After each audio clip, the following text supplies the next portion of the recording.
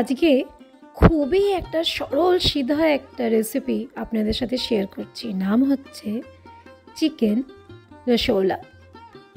ঠিক ধরেছেন, ঝালমুড়িতে আপনাদের স্বাগতম চিকেন রসোলা নিয়ে। তো কীভাবে বানাবো দেখে নিই চটজলদি। খুবই ইজি রেসিপি।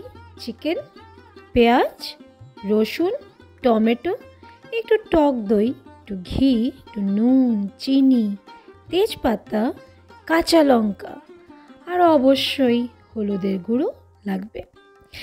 এই কড়াইতেই আমি রান্না করব। তো এই কড়াইতে আগে মাংসটা নিয়ে নিয়েছি। তারপরে বেশ দেড়খানা মতন কুচনো পেঁয়াজ, দেড়খানা মতন টমেটো, রসুন প্রায় 7 থেকে 8টা কোয়া নিয়েছি, কুচিয়ে নিয়েছি, সব কোচানো কিন্তু এখানে। তো একটু তেজপাতা, 3-4টে মতন কাঁচা লঙ্কা, আমি চিড়ে দেইনি, স্বাদ মতন নুন, 1.5 চামচ মতন কাশ্মীরি লাল মির্চ পাউডার, হলুদ 1/2 টিস্পুন থেকে একটু কম, আর দিয়েছি 100 গ্রাম মতন টক দই। ভালো করে আগে কিন্তু ফেটিয়ে নিয়েছিলাম। এবার এই পুরো মশলা দিয়ে চিকেনটাকে ভালো করে মেখে নেব। মাখা হয়ে গেলে এটাকে 1 বড় চামচ ঘি দিয়ে উনানে বসিয়ে দেব।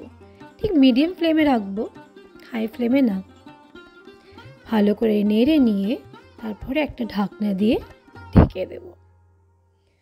দেখুন আস্তে আস্তে কিন্তু চিকেন জল ছাড়তে শুরু করেছে।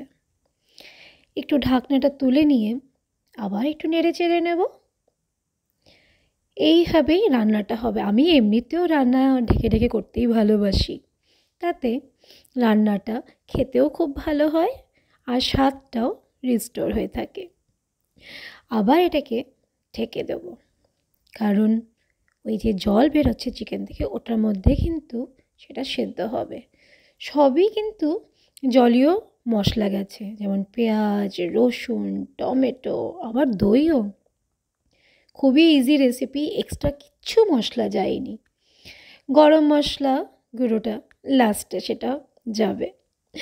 তবে দেখুন প্রায় হয়ে এসেছে। এবার 1 চামচ মতন চিনি ছড়িয়ে দিয়েছি। ভালো করে আবার এটাকে নেড়ে নেব।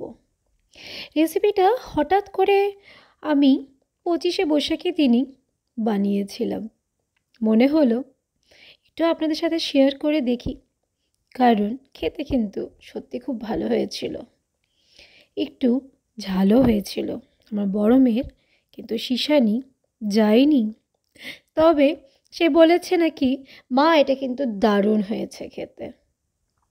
তাহলে আর দেরি কেন, যেইভাবে দেখাচ্ছি আপনারাও একবার ট্রাই করে দেখতেই পারেন। দেখুন ঝোলটা কি সুন্দর কালার ধরেছে। আর তো মেয়ের তর্স হয়েছে না, তাই ঝাপাঝাপ ভাত বেড়ে সাথে চিকেন দিয়ে তাকে বেড়ে দিয়ে দিয়েছি। অ্যান্ড গরম গরম ভাতে চিকেন রসোলা খেতে কিন্তু বেশ ভালো হয়েছিল। ঠাকুরবাড়ি রান্না একটা ব্যাপারই আলাদা, তাই আমিও একটু চেষ্টা করলাম। আপনারাও ট্রাই করে দেখতে পারেন। এনজয়।